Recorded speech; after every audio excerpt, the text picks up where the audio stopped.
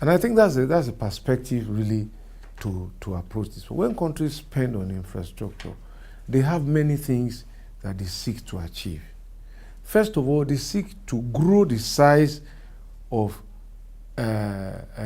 support that will drive their economy. And that is why the saying is true, that a nation cannot grow bigger than the quality and the size of its infrastructure. So they seek to grow their economy and the size of opportunities. But the interesting thing is that is the end game. The first thing that a commitment to infrastructure does is that it drives the acquisition and the production of plant and equipment, trucks, demolition equipment, drilling equipment, and so on and so forth. That's the first thing it does. So you begin to see activity. What that does immediately is that it drives the demand for lubricants. So if you go and look in that MBS report, petroleum industry sector grew again astronomically from lubricants. Because once the trucks are working, you're buying more diesel, you're buying more fuel, you're buying more grease to run them. And all of these equipment have to be operated by men and women. That means jobs. Now, but beyond all of this, it drives drilling and mining in the quarries and the mines, and it drives transportation because the equipment, the stone, the sand now have to be transported from the mines to the contractor's batching plant. It drives raw labor, which is what is used in the batching plants and the works yard to cast concrete, for drainage, for bridge, for all sorts of things. And as you begin to see that, you are seeing, if you go to any construction site, the next thing you will see are food vendors. Around them are people who are investing, supplying water. So it's an ecosystem of human engagement. The end game is the delivery of the road, the bridge, or whatever infrastructure to now provide service. But what it has done, so in terms of what it will change, that is what is changing. People begin to be busy. Money is moving. Demand for food increases. People get home at night and can put money on the table. They can wake up in the morning with dignity in their heart and say, I'm going to work, as distinct from I'm going to beg. That's what changes. Road infrastructure anywhere in the world are very expensive to build, hence the need to take good care of the ones we have. However, there are some practices prevalent among Nigerians that negatively affects the integrity and design lifespan of our roads. Here is a pointer to some of those practices that must stop. I think we all see them. People generally abusing the road asset, and the abuse ranges from parking on the shoulder of the road in a static manner for a long time, so that you then prevent other road users from using the shoulder, turning it into a mechanic yard and begin to apply chemicals which are not compatible with asphalt and which accelerate deterioration of the condition of the road, reduces the width and the throughput of the road, and therefore defeats the purpose for which the road was meant. So instead of being a facilitator of transportation, the way the abuse is implemented or carried out actually turns the place into a gridlock point. The abuse also takes the form of excessive tonnage on the road, contrary to specified regulations. So these are things that we must change. They essentially deal with only one thing, really and truly, law and order. Everybody just live by the rules. Roads are not built or used in abstract. They are built according to certain global design standards. they are used according to certain global design rules, not only in terms of their width, the setback, the height of certain infrastructure. These standards are essentially global and in some cases regional. So in terms of axle load, for example, we are parties to a regional treaty in ECOWAS, but we are the only country that hasn't implemented it and domiciled it. Thankfully, President Buhari has agreed and issued the instrument of ratification now, so we must comply. So one of the things that would bring is that the return of way bridges are on the way. We have advertised for people to come and bid to operate some of the way bridges we've just developed. We know that you can't operate way bridges without necessarily offloading excessive cargo, and so we need warehouses. Government doesn't want to do the business of doing warehouses anymore, so that's where we need this partnership. We will be designing the regulations that govern how much you fine for every excessive cargo and how much you charge for storing that cargo. The whole idea really is to take the incentive for overloading away. The incentive is financial reward. People gain by abusing our rule. We want to take that away. We have also looked at those who transport wet cargo, particularly trailer tanker drivers, who go up to 60,000 liters now, which is really not the prescribed tonnage.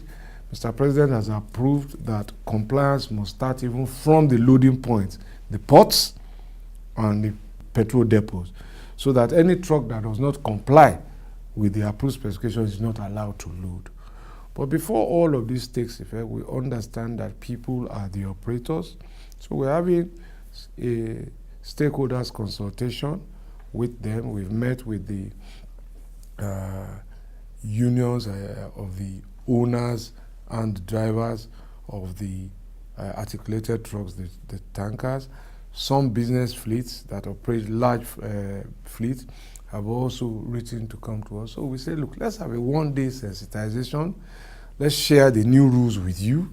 Let's give you the opportunity. And they seem quite enthusiastic because really and truly, as I said, this is a law and order thing. And when it comes to law and order, the quickest way to success is voluntary compliance. Then it makes it easier to chase the willful violators. The tendency for every zone and state to agitate for more attention to federal roads in their area is quite high in the country. With the obvious budgetary challenges and political pressure from all sections of the country, how does the Ministry of Power, Works and Housing ensure equitable distribution of federal roads in the country? We are limited by funds, but we also have sworn to an oath to be fair to each and every section of the community, to provide the services that this ministry will provide to each and every state. It is a genuine concern by the states to ask for these developments in their own domain. People should know we are also governed by another organization in this country. People do not know.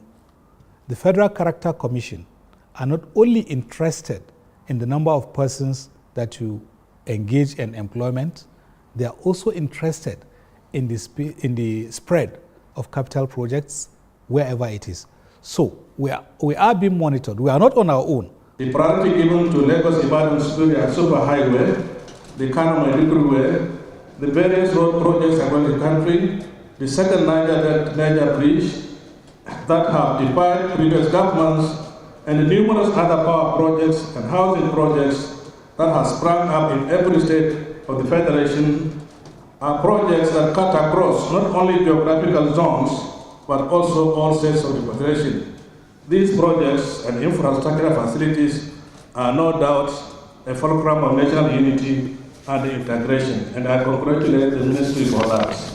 So I think where we are, the Federal Character Commission will come and say, now look, the distribution of your projects are lopsided, you need to balance, and they will show us this is where you need to balance and this is where you need not to balance. We are also being monitored by the National Assembly. They will also dictate that, look, your projects are lopsided here and you need to make up here. On our own, we will try as much as we can to deploy these projects to deserving areas and regions to the limit to which our funds allows us. With the ongoing nationwide road construction and rehabilitation, traditional budgetary provisions will not be adequate for funding such a huge venture. Alternative means of funding must be applied. Well, I can't take credit for that. This is teamwork, really first starting with the leadership and support we get from the President and the Vice President, and also from my colleagues in the economic management team, and in particular the Minister of Finance and the Minister of Budget. Without all of their support, probably won't be where we are. So to the Minister of Solid Minerals, of Mines and Steel Development, pardon me, and Minister of State for everybody has played their role in team. So to my colleagues, the Ministers of State 1 and 2, Mustafa Baba Shehuri and Suleiman Hassan Zaman. So and it's teamwork. But the point is that we, as a team, we continue to be innovative. We have the first government raised, federal government raised sukuk, and people are saying now, so this kind of funding is available, let's use it. Those who were fighting it as an Islamic fund before have now realized that it's in very, very proficient and prolific use in the United States and in many parts of Europe, including the UK. We also have the tax credit incentive policy from the old administration, which we have extended and modified, and we use that to deliver financing arrangement for Obajan-Akaba Road and parts of the Bodo Boni bridge with the NLNG. We're also pursuing it now for the Apapa, Tinkan, Isolo, Oshodi, Uroshoki route with the Dangote Group, who want to make the investment to rebuild that network of roads strategic to the ports and reclaim it by tax credit, because so it's like they are spending the tax they should pay in advance and they will claw it back later. So these are all the options. We are also looking at the Ministry of Finance is working on some other long-term infrastructure instruments that other sectors of the private sector can invest in and create longer-term funding that will go to infrastructure. The reasons for road failure from time to time are numerous. Some are natural causes, and quite a few are due to human activity or inactivity. When such failures occur, government takes the blame. How is the ministry dealing with this? Emergencies are what they are. Emergencies, they are largely compelling in terms of a need to respond. Maybe a road has suddenly failed, a bridge has suddenly collapsed. There's so many things that cause them. There are preventive causes such as maintenance. There are unexpected and unavoidable causes such as intervention of nature. There are also causes that planning can deal with when the infrastructure itself has reached the end of its design life and we should have changed it. So these are things that we are addressing on many fronts. We are trying to build a maintenance program for the ministry from where we want to expand it to the entire government and hopefully to the entire country. And the interesting thing about maintenance is that it actually provides employment for close to 70% of the built industry. Construction only employs just about 10 to 15%, and design covers the rest in the built industry. the bulk of employment in the built industry is really through maintenance. And we must do this if we are going to respond to jobs and all of that. Now, in terms of nature, unforeseen, those are what they are. You can't help them. We've seen them from Hurricane Irma to all parts of the world in mudslides, everywhere, and the impact. We've seen them in Tatabu, in Niger, also in Nigeria. We've responded as a government. We've seen some of them in rivers. We've responded also as a government. We've also seen those that are induced by human activities, such as mining sand under the Tamburawa Bridge in Kano. Those must stop because they are the products of illegal activity, and it goes back to the question of law and order. But all told, emergencies being what they are, we must also budget for emergencies. So we must have provisions in our budget that are contingency or miscellaneous provisions, just like any human being does. If you want in your home, you just keep something that in case, that in case money, we must have it. Because that is what makes nations react when these things happen and human beings who they are responsible for experience dislocation of their lives and all of that. That is what gives the president the gravitas to say, look, I am deploying these people here because he knows that there is a budget. So there must be consensus between the executive and legislature that every budget must have a contingency for infrastructure so that we can respond to emergencies. One of the biggest employers of labor as far as roads are concerned is maintenance. The question is the current road maintenance architecture adequate? What is the ministry doing to reorganize, review, or strengthen it if necessary?